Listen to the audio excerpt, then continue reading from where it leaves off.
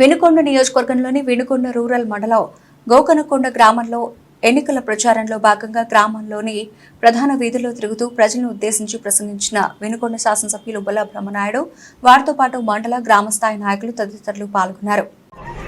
నాట్లేసుకుంటాం రోడ్ల మీదని వాళ్ళకి నేను ఒక్కటే అడుగుతున్నాను, అన్నా మీరు అంత దుర్మార్గంగా మాట్లాడితే అట్టనా నాట్లేసుకున్నారు.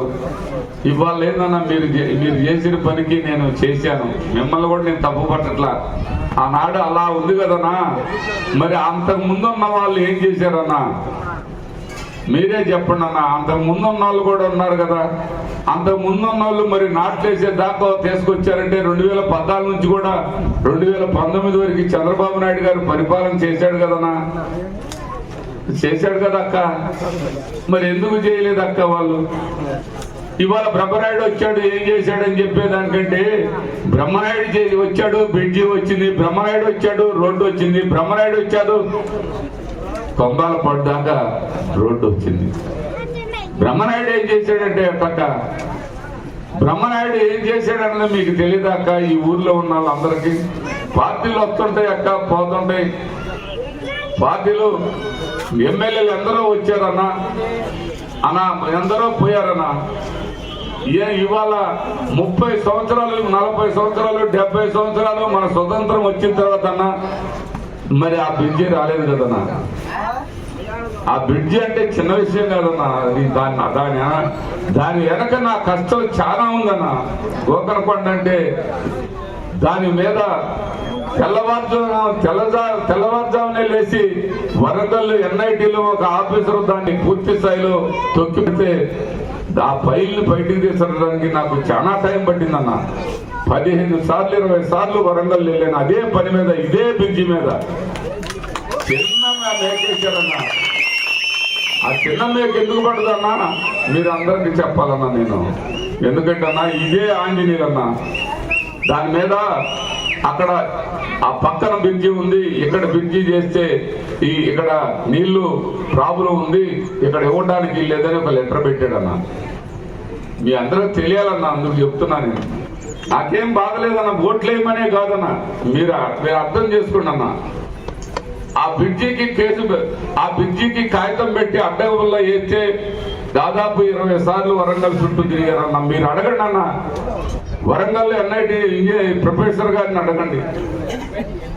ఆయన అంత దుర్మార్గంగా ఎందుకు అడ్డం పెట్టాడంటే, బ్రహ్మనాయుడికి ఒక మంచి బ్రిడ్జి వేసి ఆయనకి మంచి పేరు వస్తుంది, అది రాకూడదు అన్న. రాకూడదంటే వాళ్ళు నాకంటే ముందే కదన్నా 10 సంవత్సరాలు ఎమ్మెల్యేగా చేసింది.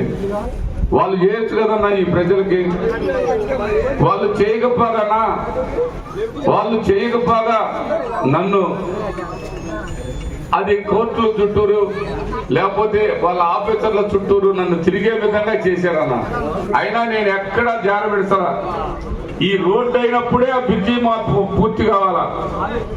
పూర్తి కావాలంటే వాళ్ళు ఇదే ఆంజనేయులన్నా అడ్డం పెట్టాడన్నా. ఇవాళ చెప్తాడన్నా, ఇవాళ అది మంచిదన్నా. గెలవచ్చు ఓడొచ్చు అన్న, నేను గెలవచ్చు ఆయన గెలవచ్చు. 15 అడుగులు 20 అడుగులు ఇస్తాం రోడ్డు అంటే పోలీసులు తీసుకొచ్చి వాళ్ళు మన పార్టీ వాళ్ళు అయినా కాడ నేను ఉండొచ్చు పోవచ్చు, నేను శాశ్వతం కాదు, రోడ్డు శాశ్వతం. ఆ రోడ్డు శాశ్వతం అంటే ఆడ 35 అడుగుల రోడ్డు ఉండాల్సిందేనని వాళ్ళకు పోలీసులు తీసుకొచ్చి రోడ్డు వేయించానన్న. వాళ్ళందరూ ఆయాల బాధపడ్డారు కానీ ఇవాళ చెప్పారు, అన్నా నువ్వు ఆ రోడ్డు అంత రోడ్డు వేయటమే కరెక్టు. ఈ రోడ్డు ఉంది కాబట్టి ఇవాళ మేమందరం కూడా కొమ్మాలపాటు దాకా పోతున్నాం, నరసరాపేట పోవాలంటే ఇటు పోతున్నాం, నువ్వు మంచి పని చేసినవన్నా అని చెప్పారు. అంటే నా కోసం కాదు, మన భవిష్యత్తు భావితరాలు మన బిడ్డలకి ఇవన్నీ వనరులు ఉండాలి. గ్రామాల్లో మనం ఉండాలంటే టౌన్లోనే ఉండవసరం లేదు, గ్రామాల్లో ఉన్న వనరులు మనకు ఉండాలి. గబాన వెళ్ళాలంటే మనకు రోడ్డు సౌకర్యం కావాలి. నాకు చూసిన కాడ నుంచి ఈ రోడ్డు చూస్తే ఇంకా నాకు చాలా బాధగా ఉంది. ఇది 2 వేయలేకపోయానని. రేపు తక్షణమే వచ్చిన నేను దేవుడు మీరు చల్లంగా దీవిస్తే కంపల్సరిగా ఈ రోడ్డుని ఒక్క నెల రోజుల్లోనే